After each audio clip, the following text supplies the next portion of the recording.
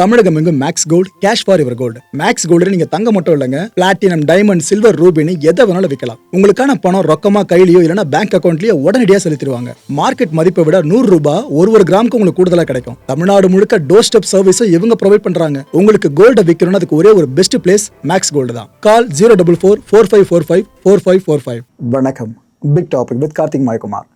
டிவிக்கே அரசு அமைஞ்ச பிற்பாடு தமிழ்நாட்டு அரசியல் களத்தில் நடந்துட்டு இருக்க மாற்றங்கள் இருக்குல்ல, நிறைய அதிரடி ஆக்ஷன்ஸ் இருக்குல்ல, இது எல்லாத்தை பற்றி நான் முழுக்க பார்க்க போகிற நிகழ்ச்சியில் போகலாம்.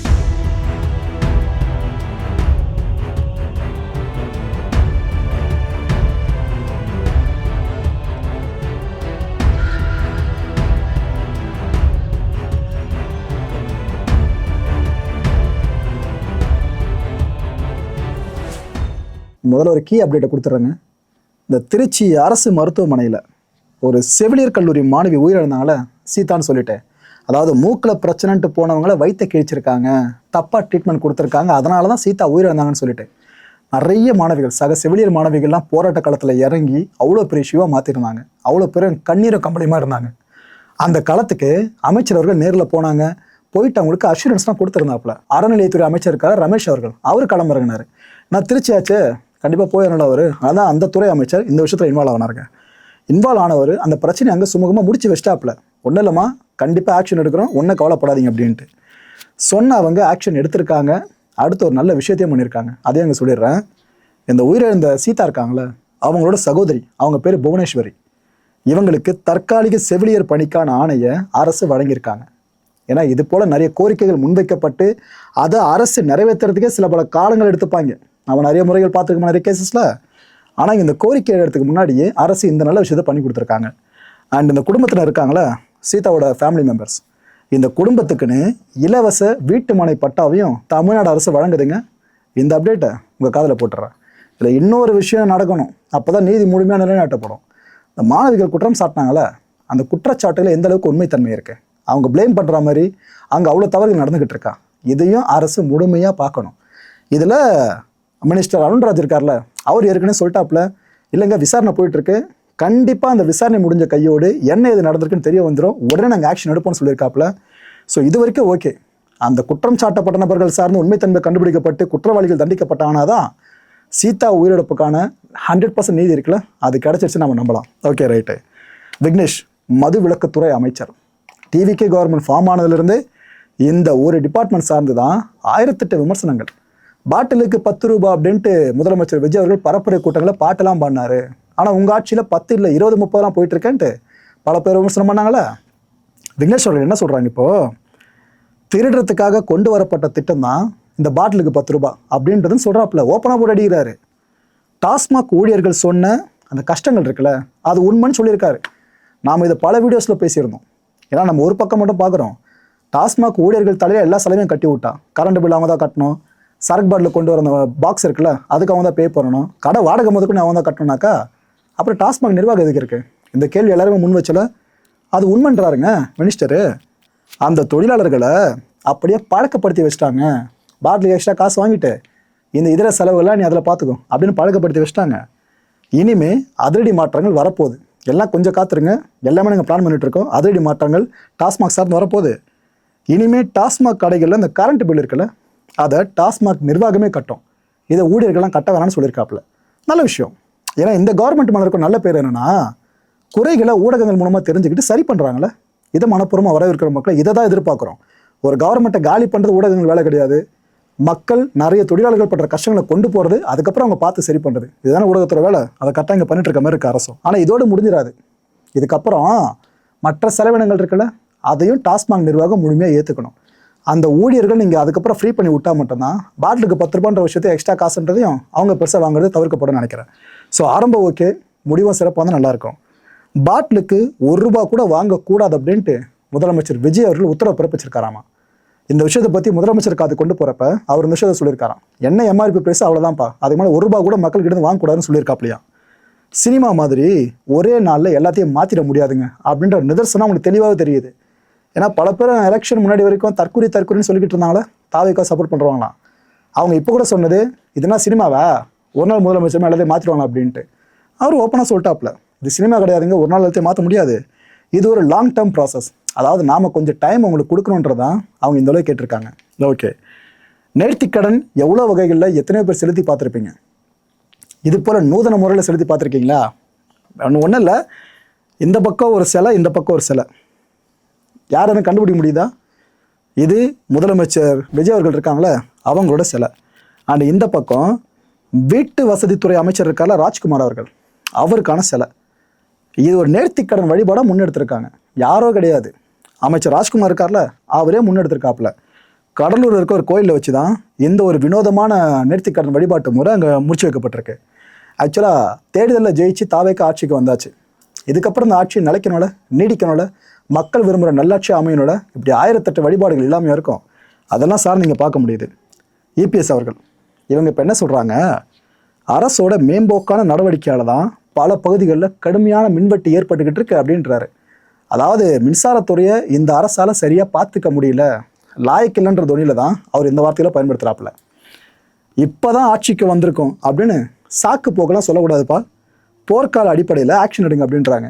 போர்க்கால அடிப்படையில் என்ன பண்ணுறது, எல்லார் வீடுகளுக்கும் மின்சாரத்தை பையில் பிடிச்சி போய் கொண்டு வந்துட முடியுமா அப்படின்னு நான் கேட்கல.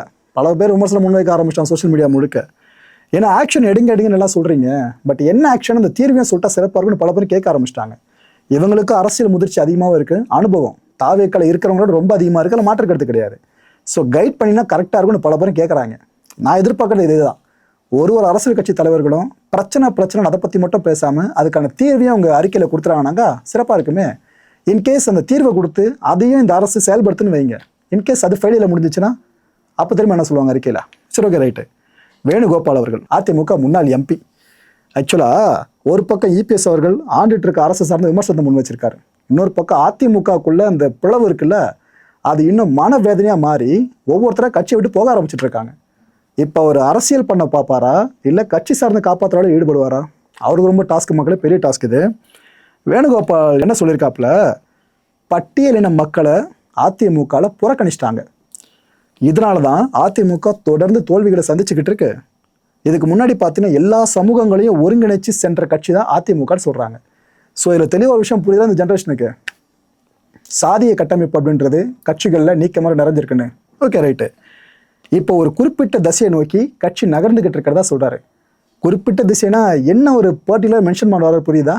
ஓகே, அதனால தான் நான் ஒரு முடிவு எடுத்துட்டேன், கட்சியிலேருந்து நான் விலகிறேன்ட்டாருங்க. இந்த முடிவு எடுத்திருக்காப்புல யார்? வேணுகோபால் அவர்கள். ஸோ ஏடிஎம்கே சார்ந்து அடுத்த ஒரு கலைபெற மாதிரி தான் இது தெரியுது. இன்னொரு பக்கம் திமுக கூட்டணி சார்ந்தும் ஒரு முக்கியமான கட்சியாக இருக்க விசிகா, அதில் ஒருத்தர் வெளியே போயிருக்காரு. அதையும் போக சொல்கிறேன். அதுக்கு முன்னாடி திமுக சார்ந்த அப்டேட் உங்களுக்கு கொடுத்துட்றேன்னு. திமுகவோட இளைஞரணி கூட்டம் இருக்குல்ல, அதனால் வெகு விமர்சையாக நடந்துச்சு, சும்மா சொல்லக்கூடாது, வெகு விமர்சையாக நடந்துச்சு. டிஎம்கேல அவ்வளோ யங்ஸ்டர்ஸ் இருக்கான்ற விஷயம் அந்த கூட்டத்தை பார்க்குறப்ப தெரிஞ்சுது. ஸ்டாலின் அவர்கள் என்ன தெரியுமா அங்கே பேசினாங்க, திமுக ஆட்சியை மக்கள் திரும்ப தேடி வருவாங்க அப்படின்னு சொல்லியிருக்காரு. அதாவது அம்மாவை தேடுற குழந்தை போல, அந்த ஃப்ரேஸ் ஏற்கனவே பயன்படுத்தியிருந்தாங்களே, எக்ஸாக்டாக அதே ஃப்ரேஸை எங்கேயும் பேசியிருக்காப்புல. இந்த எலெக்ஷன் ரிசல்ட் இருக்குல்ல, இது சுனாமி ரிசல்ட் கிடையாதுப்பா, சினிமா சுனாமின்னு சொல்லியிருக்காரு. என்ன சொல்ல வராங்க புரியுதா? சினிமா மோகத்தால் மக்கள் டிவிகேக்கு ஓட்டு போட்டிருக்கேன்றதான் அவர் மறைமுகமாக சொல்லியிருக்காரு. திமுகவோட எதிர்காலம் இனிமேல் இளைஞர்கள் தான், அதை மாற்றுக்கிறது கிடையாது. ஆக்கப்பூர்வ அரசியல் உரையாடல்களை மட்டும் நிகழ்த்துங்கன்னு சொல்லி கேட்டிருக்காரு. நல்ல விஷயம். ஆனால் ஆபாசமான பேச்சாளர்கள் எவ்வளோ பேர் எங்கெங்கே அதிகமாக இருக்காங்க, எலெக்ஷன் டைமில் என்னென்ன பேசுனாங்க, அது யாரும் மறந்துருக்க மாட்டாங்கன்னு நினைக்கிறேன். பிளான் அண்ட் எக்ஸிக்யூஷனை அப்கிரேட் செய்வோம் அப்படின்னு இளைஞர்களுக்கு அழைப்பு கொடுத்துருக்காப்புல ஸ்டாலின் அவர்கள். ஆனால் திமுகவுக்கு ஒரு பெரிய மனமாற்றம் கவனிச்சிங்களா? சோஷியல் மீடியாவில் அவங்க ஆக்டிவாக இருந்தாங்க டிவிக்கு என்ட்ரிக்கு முன்னாடி வரைக்கும். அதுக்கப்புறமா ஆக்டிவாக இருக்க ட்ரை பண்ணாங்க. ஆனால் டிவிக்கில் தான் அவ்வளோ பேர் வெர்ச்சுவல் வாரியர்ஸாக இருக்காங்களே. எப்பப்பயோ போடுற வீடியோஸ், எப்பப்பயோ போட்ட போஸ்ட் அதுன்னு கரெக்டாக கண்டுபிடிச்சி மெட்டடேட்டா கலெக்ட் பண்ணி கொண்டு வந்து காமிக்கிறாங்க. இப்போ இப்படி பேசுகிறீங்க, அப்போ எப்படி பேசுனீங்க அப்படின்னு கேள்விகளை கேட்டு வெர்ச்சுவல் வாரியர்ஸ் டிவிக்கே தாங்கி பிடிச்சாங்க. சோஷியல் மீடியாவோட தாக்கம் எலெக்ஷன் ரிசல்ட்டில் தெளிவாக தெரிஞ்சுது. இது டிஎம்கேக்கு தெளிவாக புரிஞ்சிருக்குங்க. நாம் இதுக்கப்புறம் தேர்தல்களில் பெருசாக நம்ம கோல வச்சுன்னு இளைஞர்களை கவரணும் அப்படின்னா சோஷியல் மீடியா தான் ஒரே வழின்றதை தெளிவாக தெரிஞ்சு வச்சுருக்காங்க. திமுக இளைஞர் அணியினர் இந்த முகங்கள்லாம் இதுக்கு முன்னாடி பார்த்துருக்க மாட்டிங்களா? இதை தாங்க முதலே சொன்னேன். இளைஞர் அணியை திமுக ரொம்ப ஸ்ட்ராங்காக ஆரம்பிச்சிட்டாங்க. அதோட வெளிப்பாடு தான் இது. ஆனால் டிவிக்கே வந்ததுக்கப்புறம் நடந்திருக்க பெரும் மாற்றத்தில் நான் முக்கியமாக பார்க்குறது என்ன தெரியுமா? திமுகனால நம்மளுக்கு இந்த அரசியல் முதிர்ச்சி கொண்டவங்க ரொம்ப அனுபவசாலிகள், அவங்கள மாதிரி தான் ப்ரெஸ்ஸை சந்திக்கிறத பார்த்துருப்போம். ஆனால் திமுக இளைஞரணியை சேர்ந்தவங்க ப்ரெஸ்ஸை இப்போ அதிகமாக சந்திக்க ஆரம்பிச்சிருக்காங்களே, இது பெரிய விஷயம். இந்த மாற்றத்துக்கு காரணம் நீங்கள் எதை சொல்லுவீங்க? Okay, right. திமுக இளைஞரணியினர் இப்போ என்ன தர ஆதங்கத்தை பதிவு பண்ணுறாங்க? ட்வீட் போடுறதுக்கு தான் மக்கள் முதலமைச்சரை தேர்ந்தெடுத்தாங்களா என்ன? சும்மா எதுக்கு எடுத்தாலும் ட்வீட் போட்டுக்கிட்டு இருக்காங்க. வாத்தி ரைடு பாட்டு இருக்குல்ல, அது மாதிரி தாவேக்காவினர் போகிற இடங்கள்லாம் ரீல்ஸ் எடுத்து அட்டூழியம் பண்ணிக்கிட்டு இருக்காங்க அப்படின்னு சொல்கிறாரு. ரீல்ஸ் எடுக்கிறது எல்லாமே அட்டூழியம் அப்படின்னா எந்த கட்சி எலெக்ஷன் டைமில் ரீல்ஸே போடாமல் இருந்தாங்க? சரி, ஓகே, ரைட்டு. இதுதான் நான் சொன்ன விசிகாவோட அடுத்த ஒரு கிளாஷு. என்ன இருக்கு, விசிகாவோட முன்னாள் எம்எல்ஏ இருக்கார்ல பனையூர் பாபு, இவர் என்ன சொல்லிட்டாப்புல, எங்கள் கட்சி தலைமைனா அவங்க எடுக்கிற நிலைப்பாட்டில் ரொம்ப உறுதியாக இருக்கணும், ஆனால் எங்கள் கட்சியில் தலைமை அப்படி உறுதியாக இருக்க மாதிரி தெரியலங்க அப்படின்னு இருக்காரு. குழப்பம், அவநம்பிக்கை, இதை பேஸாக வச்சு செயல்படுறாங்க. இது எப்படிங்க சரியாக இருக்கும்? திரும்ப அவர்களோட செயல்பாடுகள் இருக்குல்ல, இது தனக்கு வேதனை கொடுக்கறதா பனையூர் பாபு ஓப்பனாக சொல்லியிருக்காருங்க. நேற்று வரைக்கும் விஜய ஆர்எஸ்எஸ் அப்படின்னு சொன்னாங்க. ஆனால் இன்னைக்கு இன்னொரு விஷயம் சொல்கிறாரு. ஆர்எஸ்எஸ் இது வரைக்கும் விஜய் அவர்களை சொல்லிட்டு இப்போ நீங்களே ஆர்எஸ்எஸ் குழந்தை தத்தெடுக்கலாமா அப்படின்ற வார்த்தையெல்லாம் பயன்படுத்துகிறாப்புல பனையூர் பாபு அவர்கள். இனிமேலும் இந்த தலைமையின் கீழே நான் பயணிக்க முடியாதுங்க, நான் கட்சியை விட்டு விலகிறேன்ட்டாரு. ஒரு பக்கம் அதிமுக சைட்லேருந்து வேணு அவர்கள் சார்ந்த அப்டேட்டை பார்த்தோம், கட்சியிலேருந்து விலகிறேன்னு. இப்போ இங்கே திமுக கூட்டணியில் முக்கியமான கட்சி விசிகா, அதில் இருக்க ஒரு முக்கிய முகம் இந்த பனையூர் பாபு, அவரும் வெளியே கிளம்புறேன்னு சொல்லிட்டாப்புல. என்ன நடந்துட்டு இருக்குன்னு புரியல இங்கே டிவிக்கு வந்ததுக்கப்புறம். அடுத்து ஒரு முக்கியமான விஷயத்தை அரசோட கவனத்துக்கு கொண்டு போயிடுவோம். ஒரு வீடியோலையும் அரசு சார்ந்த விஷயத்தை கோரிக்கை முன் வைப்போம். அந்த வகையில் எந்த கோரிக்கை முன் வச்சிருமே, நம்ம நாமக்கல் ராசிபுரம் இருக்குல்ல, அங்கே இருக்க மாவட்ட தலைமை அரசு மருத்துவமனை நான் சொன்னதான் தெரியுதுல உங்களுக்கு. இந்த இடத்துக்கு அதுக்கும் பார்க்குறது ஒரு மாதிரி இருக்குல்ல. அரசு மருத்துவமனைகளோட தரத்தை நாங்கள் பெருசாக உயர்த்துவோன்னு தாவேக்கு அரசு ஒரு பெரும் வாக்குறுதியை கொடுத்துருக்காங்க. அதை மட்டும் அவங்க நான் 1 மாதம் 2 மாதம் நடத்துவான்னு சொல்லி எதிர்பார்க்கல. ஒரு 5 வருஷம் டைம் ஃபுல்லாக எடுத்துக்கிட்டு அந்த 5 வருஷம் ஆட்சி முடியறதுக்குள்ள அரசு மருத்துவமனைகளோட தரத்தை மட்டும் தனியார் மருத்துவமனையில் ஒரு படி மேலே முன்னெடுத்துட்டாங்கனாக்கா அடுத்த எலெக்ஷன்லாம் அவங்க வாக்குறுதி கொடுக்க தேவையில்லைங்க. ஏன்னா நீங்கள் நல்லாட்சியை கொடுத்துட்டீங்கன்னா பரப்புரை காலத்தில் மக்களை சந்திச்சு அவங்ககிட்ட இதை அது நான் பண்ணுவேன்னு நீங்கள் வாக்குறுதி புதுசாக கொடுக்கவே வேணாம். நல்லாட்சி பண்ணிட்டாலே மக்கள் ஆட்டோமேட்டிக்காக ஓட்டு போட ஆரம்பிச்சிருவாங்க. அதில் முக்கியமான விஷயம் அது மாதிரி நிற்கும். அதனால் எதிர்பார்த்துட்ருக்கேன், நடக்குமான்னு தெரியல. இந்த ஹாஸ்பிட்டல் என்ன இருக்குது, அந்த பகுதியில் சரியான மழை பெஞ்சிருக்கு. பெஞ்ச மழையில் அந்த மழை நீர் இருக்குல்ல, அப்படியே ஹாஸ்பிட்டலுக்குள்ளே தேங்க ஆரம்பிச்சிருச்சு. கிட்டத்தட்ட நடக்கிறது நீங்கள் ஸ்டெப்பை தூக்கி வைக்க முடியாது, தேய்ச்சிட்டே தான் போகணும். அது போல் தண்ணி உள்ளே சேர ஆரம்பிச்சிருச்சு ஃபுல்லாக. இந்த உள்நோயாளிகள் பிரிவு, பிரசவ வார்டு, அங்கெல்லாம் தண்ணி. இந்த கட்டில் இருக்குல்ல, இந்த காட்சி பார்க்குறப்ப உங்களுக்கு இது இருந்தால் தண்ணி தெரியும். ஆனால் சில காட்சிகள் என்ன இருக்குது, இது வரைக்கும் தண்ணி ஏறுது. உள்ள நோயாளிகள் இருக்காங்க மக்களே, அந்த படுக்கைகள் மேலே, அதை மறந்துடாதீங்க. அதுக்குள்ளே இந்த அளவுக்கு கனமழை காலங்களில் இது போல் கஷ்டம் அடிக்கடி வருதுங்க எங்களுக்கு. அரசு இதுக்கப்புறம் சரி பண்ணி கொடுத்தா சரியாக இருக்கும்னு மக்கள் இன்னும் நம்பிக்கையோடு கோரிக்கை முன் வச்சுட்ருக்காங்க. இது வரைக்கும் அரசுக்கு இந்த விஷயம் தெரிஞ்சுதான் தெரியல. ஆனால் இப்போ தெளிவாக சொல்லிடுறேன், ராசிபுரம் மாவட்ட தலைமை அரசு மருத்துவமனை இங்கே இந்த விஷயத்தை நீங்கள் சரி பண்ணி கொடுக்குறீங்கன்னா அடுத்து பெரிய நம்பிக்கைகள் மக்கள் உங்கள் அரசு மேலே கொடுறதுக்கு இது ஒரு ஆரம்ப புள்ளியாக அமையலாம். அடுத்து இந்த பிராண்டிங் இருக்குல்ல, நெகட்டிவ் பிராண்டிங், அது இப்போ தமிழ்நாட்டு அரசியல் சார்ந்து பெருசாக நடந்துட்டு கவனிச்சிங்களா? ஆக்சுவலாக இதை நான் டிவிகேக்கு ஃபேவரா, டிஎம்கேக்கு ஃபேவரா, ஏடிஎம்கேக்கு ஃபேவரா பேசல நினச்சிக்காதீங்க. நான் ஜென்ரலைஸ் பண்ணியே சொல்கிறேன். மொதல் சம்பவம், 21 வயதான கண்ணன் அப்படின்ற பர்சன் இந்த மதுரை கீழமாத்தூர் இருக்குல்ல, அங்கே பெயிண்டரை வேலை பார்த்துட்டு இருக்காப்புல. இந்த நபர் என்ன பண்ணியிருக்காராமா, ஒரு 10ஆம் வகுப்பு மாணவிக்கு பாலியல் தொல்லை கொடுத்துருக்காப்படியா. பாலியல் தொல்லை சார்ந்து பெற்றோர் போலீஸில் புகார் கொடுத்துருக்காங்க. அந்த நபரை அரெஸ்ட்டும் பண்ணியாச்சு. ஓகேவா, இதுதான் செய்தி. இதுக்கப்புறம் கூடுதல் இணைப்பு என்ன தெரியுமா, அவர் ஒரு தாவேக்கா நிர்வாகிப்பா, பார்த்தீங்களா பேனர்லாம், அந்த மூஞ்சி பார்த்தீங்களா, கடைசியில் இப்படின்ற செய்தியை கொட்டை எழுத்தா போட்டு தாவேக்கா நிர்வாகியோட இந்த பாலியல் சில்மிஷம், பாலியல் அத்துமீறல்னு அப்படி பிராண்டிங். இது ஒன்றா. இன்னொரு விஷயம் சொல்கிறேன், நம்ம தாம்பரம் அருகில் இருக்க மணிமங்கலம் இருக்குல்ல, அங்கே ஒரு மாணவி குடிச்சிட்டு இருந்திருக்காங்க.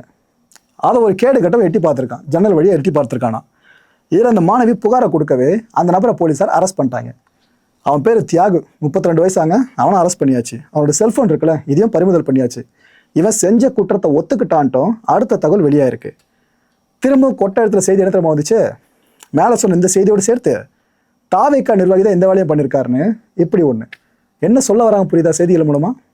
தாவேக்காவினர்னாலே இப்படி தான் இருப்பாங்க, ரொம்ப ஒர்ஸ்ட் கேட்டகரி, அவங்களெல்லாம் நீங்கள் அரசியல் அதிகாரம் கொடுத்து இப்படி பார்க்கலாமா மக்களேன்ற ஒரு யோசனையை விதைக்கிற மாதிரி தான் இந்த விஷயத்த பண்ணிட்டு இருக்காங்க. மக்களே, ஊடகத்துறையில் பத்திரிகையாளர் 8 வருஷம் நான் ஒர்க் பண்ணியிருக்கோம். ஒரு செய்தி எப்படி கேரி பண்ணுவாங்க, எப்படி வெளியே கொண்டு போகணும்னு நல்லாவே தெரியும். ஸோ ஒரு செய்தியில் இருக்க வார்த்தைகளை வச்சு செய்தி எழுதுறவங்க இன்டென்ஷன் என்னன்றது நீங்கள் ஈஸியாக புரிஞ்சிக்க முடியும் மக்களே. நான் இது தப்புன்னு சொல்லலை, ஆனால் தப்பா இல்லையா நீங்களே யோசிச்சு பாருங்களேன். இந்த கான்டென்ட்டை பொறுத்த வரைக்கும் நாமெல்லாம் சிந்திக்க வேண்டியது ஒரே ஒரு விஷயம்தான்.